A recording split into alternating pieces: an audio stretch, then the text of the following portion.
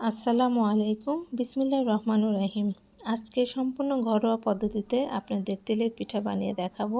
এই পদ্ধতিতে যদি আপনারা একবার বাসায় বানাতে পারেন তাহলে দেখবেন পিঠাটা কত ফুলকো এবং নরম এবং মজাদার হয়ে থাকে।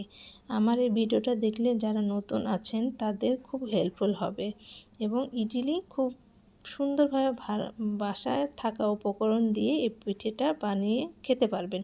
এর জন্য আমি একটি বল নিয়েছি, বলে 2 বাটি চালের গুঁড়া নিয়েছি দেখুন।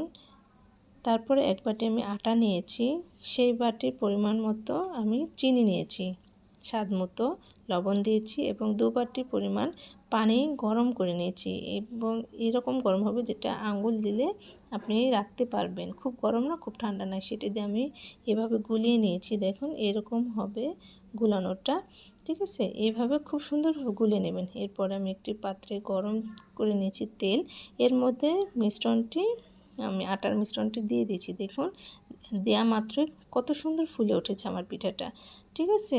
এভাবে ঘুরিয়ে ঘুরিয়ে আমি এটা একটু ভালো করে ভেজে নিয়েছি এবং দেখুন এপাশ থেকে ওপাশ করেও ভালো করে ভেজে নিতে হবে যেন ভিতরেরটা ভালোভাবে সেদ্ধ হয়।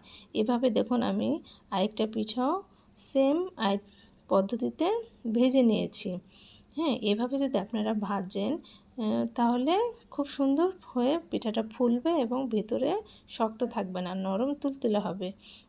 যারা নতুন আছেন তারা প্লিজ একবার হলেও বাসায় ট্রাই করবেন, ঠিক আছে। এভাবে সেম পদ্ধতিতে আমি প্রত্যেকটা পিঠা সুন্দর করে ভেজে নিয়েছি।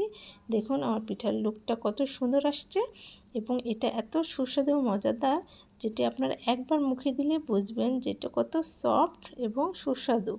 হ্যাঁ, যারা নতুন আছেন তারা অবশ্যই একবার হলেও বাসায় ট্রাই করবেন কেমন, এবং আমাকে কমেন্ট করে জানাবেন যে এটা কেমন হয়েছে খেতে, ঠিক আছে। আপনারা যদি ইউটিউব চ্যানেল থেকে দেখে থাকেন তাহলে আমার চ্যানেলটা অবশ্যই সাবস্ক্রাইব করবেন, আর যদি টিকটক থেকে দেখে থাকেন তাহলে অবশ্যই কমেন্টে জানাবেন এটা কেমন হয়েছে খেতে।